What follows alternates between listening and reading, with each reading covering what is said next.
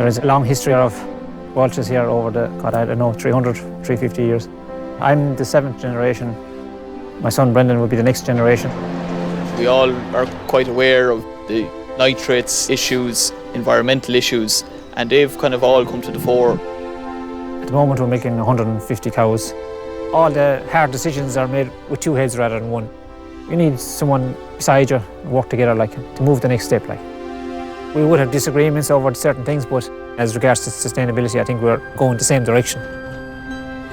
It's very important that we deal with the emissions at every part of the supply chain. With the abolishing of the quotas in Europe, Dairygold used that opportunity to invest in more efficient, more sustainable plant and equipment. Ultimately, we're taking 60% less water out of the ground, so it amounts to 275 million litres less water abstracted. I come from the country myself. Sustainability at the end of the day starts at home. We have made significant changes here in the wastewater plant. We have put in new variable speed drives on our motors. They reduced our electrical load significantly.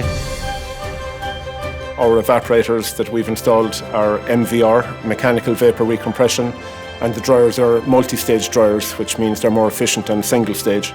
That amounts to 3,140 tonnes of CO2, less being emitted than would otherwise have been the case with the older technology. We have an anaerobic digester here on site where we reduce the loading of the waste that we get. We call it a biogas plant because at the end of the day it's an energy plant producing biogas energy, which goes back to production to process the milk again. We were previously in a monitor farm for Dairygold. Then the opportunity came to be a signpost farmer. Some of the things that we've implemented on the farm over the last couple of years, probably one of the biggest ones is low emission slurry spreading. We're also spreading protected urea, which reduces ammonia and nitrous oxide emissions. But we're also reducing in total the chemical nitrogen that we're spreading through clover. Clover fixes nitrogen, so it doesn't need the artificial nitrogen. It needs a small bit in the spring, but once you come to middle of May onwards, the clover will do its job. And we've tried it now for 2 years and we're very impressed with it. We reduced our chemical nitrogen application by 40 kilos per hectare, and we had a total chemical nitrogen application of 165 kilos per hectare. So we've been dropping that for the last 3 years.